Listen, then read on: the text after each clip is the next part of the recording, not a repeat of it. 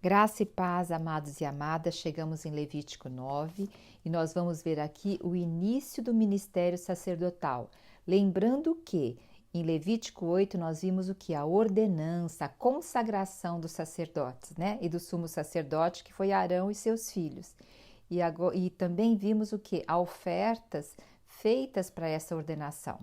Agora aqui em Levítico 9 nós vamos ver o que? Nós vamos ver Arão oferecendo sacrifícios por ele e por sua família, e também oferecendo sacrifícios pelo povo. E esses sacrifícios nós vimos detalhados de Levítico 1 a capítulo 7. Então nós vimos detalhado isso.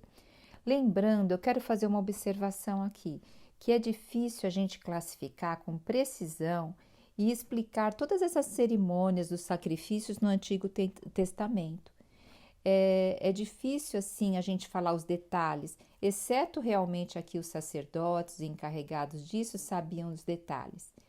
E não somente isso, os tipos, as maneiras e os nomes, muitas vezes eles se sobrepõem.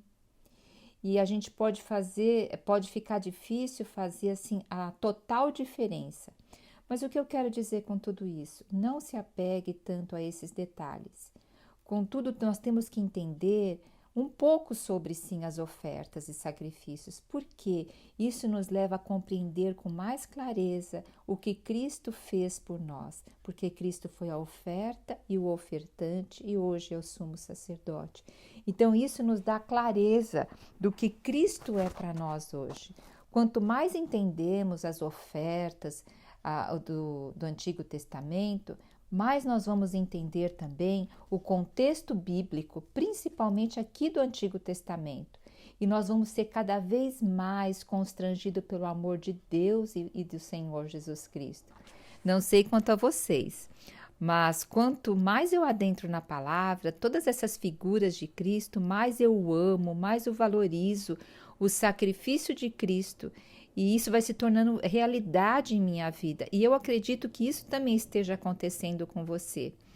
Então, aqui, o que nós vamos ver em Levítico 9? Nós vamos ver as três partes essenciais desse capítulo são: do versículo 1 ao versículo 7, nós vamos ver os mandamentos aqui para se preparar a oferta para Arão e também pelo povo. Depois nós vamos ver a execução desses mandamentos, que está do versículo 8 ao versículo 22. E por último, do versículo 22 ao 24, sabe que nós vamos ver? A aprovação do Senhor das ofertas e do sacerdote. Muito glorioso. E eu quero destacar aqui o versículo 1. Olha só que interessante. Passaram-se, pois, os 7 dias da ordenação sacerdotal. 7 dias, lembra do capítulo 8? Foram 7 dias da consagração do sacerdote. E lembra que 7 é um número que indica completude. Então, dizendo assim, passou-se um tempo, passou-se uma era. E agora, diz no versículo 1, no 8º dia. Nesse 8º dia, significando que está começando uma nova semana. E nesse 8º dia, nós temos o início de uma nova era. Veja só que tão significativo esse versículo, né? Pois até então, o povo ainda não tinha um serviço, um ministério sacerdotal. Lembrando que o ministério sacerdotal era o quê? Um ministério intercessório. O sacerdote, nesse momento, estava sendo escolhido por Deus aqui, para ser o que? O mediador entre o povo e Deus, e não apenas no que diz respeito a oferecer só os sacrifícios pela expiação do pecado, como nós estamos vendo aqui, mas também no sentido de orar a favor do povo, de ensinar o povo. Era a responsabilidade do sacerdote ensinar a lei de Deus para todo o povo. Em síntese, né?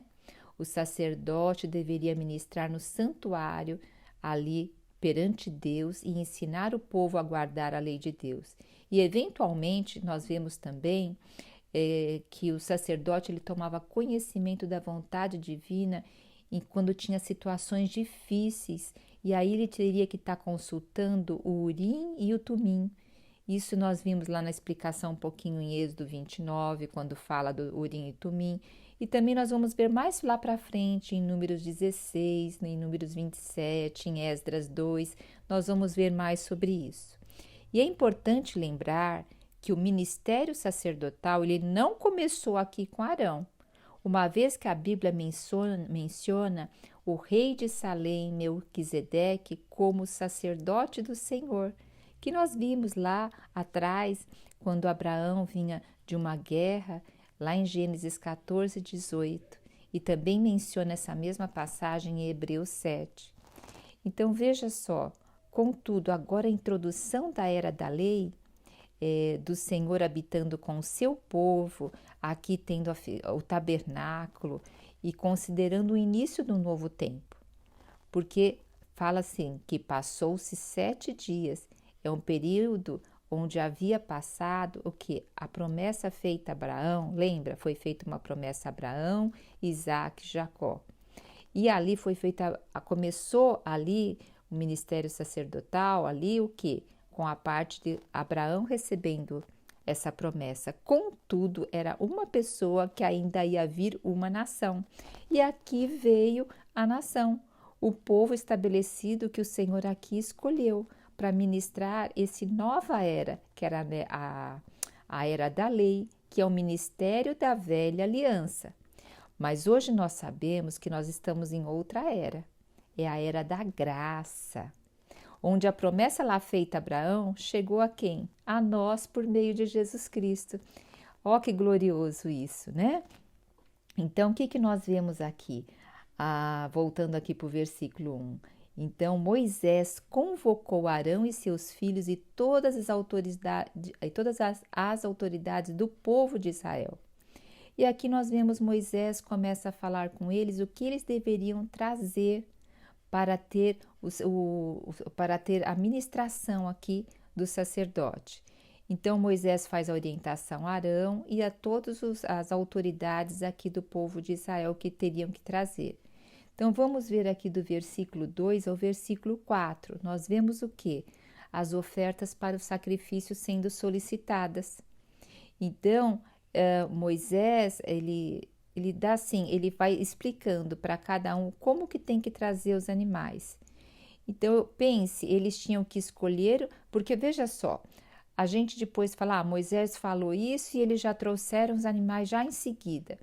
Mas pensem, eles tinham que ouvir Moisés, depois ir lá, escolher o animal sem defeito, ver se ele tinha 1 ano de idade. Muitas vezes tinha que observar o animal para avaliar mesmo que ele era saudável. Então, quando a gente lê a palavra, tudo parece que é rápido, parece que uma coisa acontece bem atrás da outra. Lembra, existe um contexto temporal em todo esse processo. É importante falar desse contexto temporal, porque é um processo, é um preparo, é um processo. Porque vivemos num tempo hoje que tudo é rápido, né? Igual um macarrão instantâneo. Então, e isso leva a nossa mente a querer tudo rápido, a não tolerar sofrimento, a não tolerar adversidade. Isso leva a gente à intolerância. E a falta de amadurecimento está ficando cada vez maior por essa intolerância. Então, quando a gente lê a Bíblia, veja que tem um contexto temporal por detrás, tá bom? Então, voltando aqui, nessas ofertas, nós temos as ofertas solicitadas por Arão e pelos seus pecados. Então, Arão, ele devia o quê? Para ele era um bezerro, né, e um carneiro. E para os filhos de Israel era um bode pelo pecado, um bezerro, um cordeiro para o holocausto e mais um bovino e carneiro como oferta de paz. Então, o acompanhamento para essas ofertas, a gente tinha o quê? As ofertas de cereais com azeite, né? E no versículo 4, o Senhor diz aqui, e mais um bovino, um carneiro para serem sacrificados como oferta de paz. Então, o Senhor está dando toda a instrução. Então, quantos sacrifícios nós vamos ter aqui? Olha, nós vamos ter o sacrifício pelo holocausto, a expiação dos pecados, e a gente vê que essa oferta é queimada fora do acampamento. Depois nós temos a oferta pelo pecado, aquele pecado não intencional. Nós temos a oferta pacífica, aquela oferta que era oferecida para agradecer a Deus, de um pecado perdoado, para ter comunhão, né? E a oferta de manjares e cereais, que era uma oferta voluntária de gratidão e adoração do Senhor, pelo reconhecimento que tudo vinha do Senhor. E no versículo 5, nós vemos que eles trouxeram tudo diante da tenda do encontro, assim como Moisés ordenara. A gente vê essa palavra, né, muitas e muitas vezes, assim como Moisés ordenara, isso mostrando a obediência. E depois aqui diz que então Moisés falou ao povo: isto é o que o Senhor vos ordenou que fizeste, para que sua glória vos apareça. Então vamos ver que no final vai falar sobre a glória do Senhor aparecendo. Agora, na segunda parte, começa aqui no versículo 8, vai até o versículo 22. É a execução dos mandamentos. Então, primeiro houve o mandamento para trazer todos esses animais. Agora, como que vai executar? Nessa parte, nós vemos Arão fazendo sacrifício por ele e por sua família. O primeiro sacrifício é o holocausto, é um bezerro que foi solicitado a Arão, e ele aqui vai para o sacrifício. Olha que interessante, bezerro, pois é o mesmo animal que Arão ali fez o bezerro de ouro para adorar, lembra? Quando Moisés ficou no monte, o povo achou que Moisés estava demorando muito e solicitou que Arão fizesse um Deus que fosse à frente deles, e Arão fez o quê? Um bezerro de ouro. Então aqui também a gente vê que simboliza o que o Senhor estava perdoando, entre outros pecados de Arão, esse pecado tão grave de Arão, né? Veja só, Arão anteriormente ele seguiu a solicitação do povo, ele obedeceu o povo, ele não foi fiel a Deus. Agora vamos ver que Deus está levantando Arão para orientar o povo, para orientar o povo de Deus. Depois também vamos observar que tipo de orientação estamos seguindo. Oh, desculpa. E aqui o que nós vemos? Arão, eu toquei muito nisso, que Arão primeiro seguiu a solicitação do povo. E agora está o que? Ouvindo a solicitação de Deus. E eu te pergunto, o que você tem ouvido? Você tem ouvido as multidões ou você tem ouvido o Senhor? Muitas vezes, para a gente querer agradar as pessoas, a gente acaba dando ouvido mais às pessoas, né? Que Deus nos guarde disso. E nós vamos ver aqui do versículo 12 ao versículo 14, nós temos a segunda oferta, que nós vamos ter aqui a segunda oferta de Arão. E do versículo 15 ao versículo 16, Arão agora estava em condições de oferecer o quê? A oferta pelo povo, porque primeiro ele ofereceu a oferta por ele, agora ele pode ter condições de oferecer a oferta pelo povo, oferecer o sacrifício pela oferta aqui do pecado do povo. E no versículo 17 nós temos as ofertas de cereais, a oferta de gratidão e adoração de tudo que vem do Senhor. Aí uma parte se queima e a outra não. E do versículo 18 ao 21, temos o sacrifício pacífico, o sacrifício de comunhão. E Arão seguiu toda a orientação que Moisés dava. Lembrando que estamos figurativamente vendo que Moisés como Deus e Arão como Jesus, obedecendo tudo o que o Pai fala. E é hoje isso que o Senhor espera de nós, né? Obediência.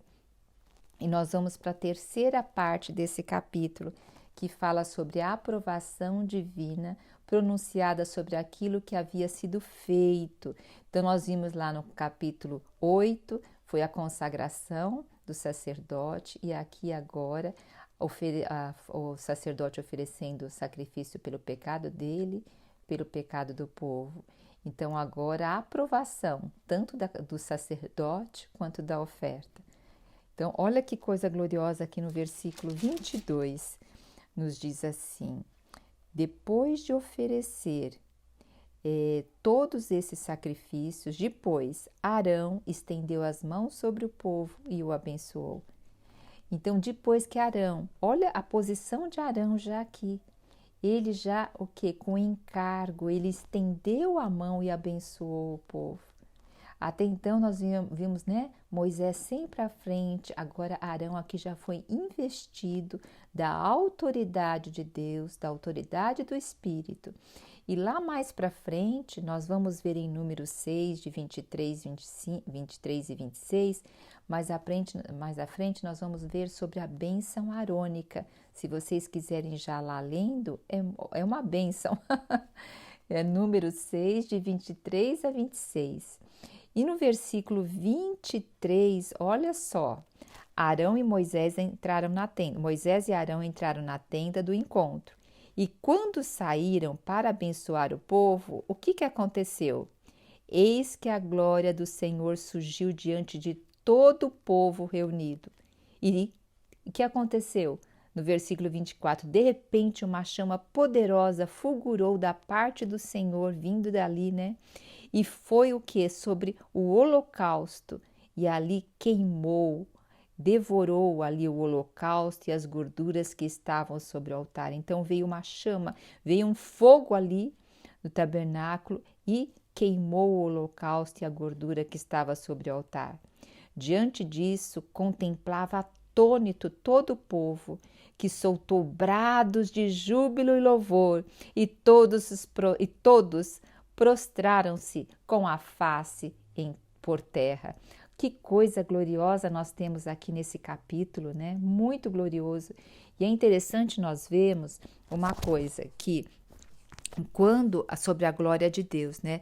Nós vimos lá no último capítulo de Êxodo, ao terminar o tabernáculo, a glória de Deus encheu todas as dependências do tabernáculo. E vimos, e aqui também nós estamos vendo a glória do Senhor após a ordenação e o sacrifício, como símbolo da aceitação dos sacrifícios. E aqui então nós vimos o que agora? Saindo fogo de diante do Senhor, consumiu o holocausto e a gordura. E o que vendo, o povo viu, prostrou-se e adorou.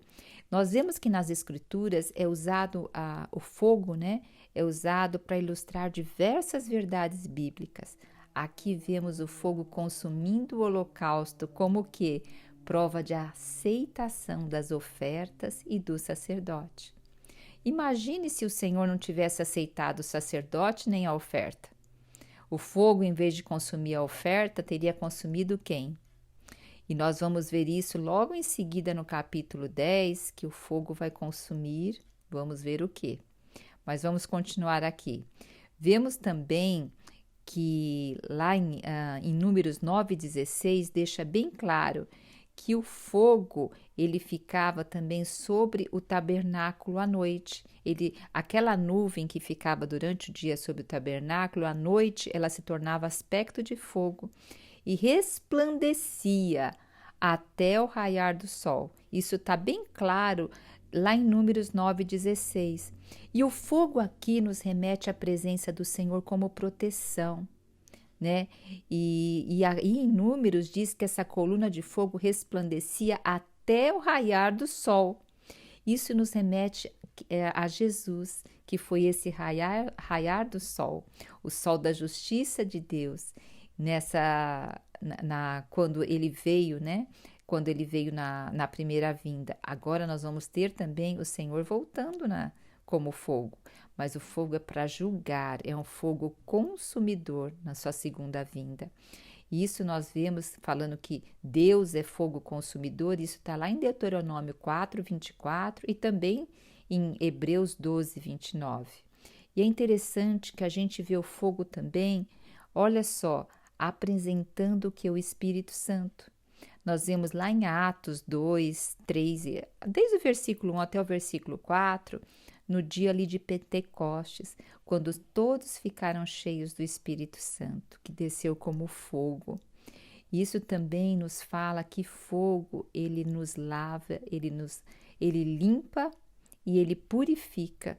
Vemos isso em Isaías 4:4, que o Espírito de fogo, ele também tem a função de nos purificar, de nos limpar, de nos lavar. Tem muitas passagens nas Escrituras sobre o fogo, e o fogo nos transmite claramente uma ideia de força poderosa. E essa força, olha só, ela consome, ela purifica e ela transforma todas as coisas. Então, quem convence o homem é o Espírito. E o Espírito vem para convencer o quê? Para consumir aquilo que não é de Deus, para purificar cada vez, ter mais a natureza de Deus e transformar todas as coisas em nós. Portanto, o fogo simboliza a santidade de Deus e o poder do Espírito Santo, como eu falei em Hebreus 12, 29 e também em Deuteronômio 9, 3. E por fim, Deus vai usar o fogo, sabe? Para quê? Para aniquilar os exércitos de Satanás, está lá em Apocalipse 29, e derramar o seu juízo sobre todo o universo nos últimos dias. Então, você vê, o fogo está presente em todo o decorrer da Bíblia. E aí nós vamos percebendo que o fogo, ele consome, ele purifica e ele transforma. E ele também, como o Espírito faz isso em nós, e ele também o que? É juízo. Que o Senhor guarde cada dia mais o nosso coração para ser purificado e transformado pelo Espírito. Jesus Cristo é o nosso Senhor.